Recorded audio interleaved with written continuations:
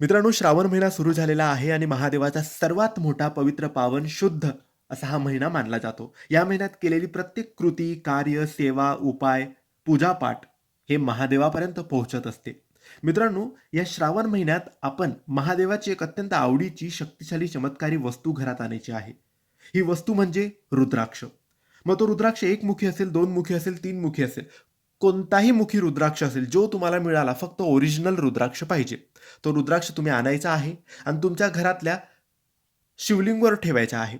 शिवलिंगवर ठेवण्याआधी त्याचे दुधाने, पाण्याने अभिषेक करून घ्यायचे. त्यानंतर त्याला शिवलिंगवर ठेवायचं. घरात शिवलिंग नसेल, तर जवळच्या गावातल्या, शहरातल्या महादेवाच्या मंदिरात जाऊन तिथल्या शिवलिंगवर ठेवायचं. तिथे समोर बसून ओम नमः शिवाय या मंत्राचा जप करायचा आणि ते शिवलिंग मंदिरातून घरी घेऊन यायचं.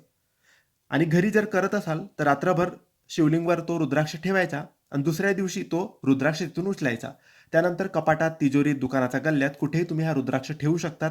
भरभराटीसाठी, बरकतीसाठी, सुख समृद्धीसाठी किंवा हा रुद्राक्ष तुम्ही गळ्यात सुद्धा धारण करू शकतात. रुद्राक्ष आणण्याचा हा सगळ्यात मोठा शुभ मुहूर्त, सगळ्यात मोठा महिना, सगळ्यात मोठे दिवस तुम्हाला कधीच मिळणार नाही.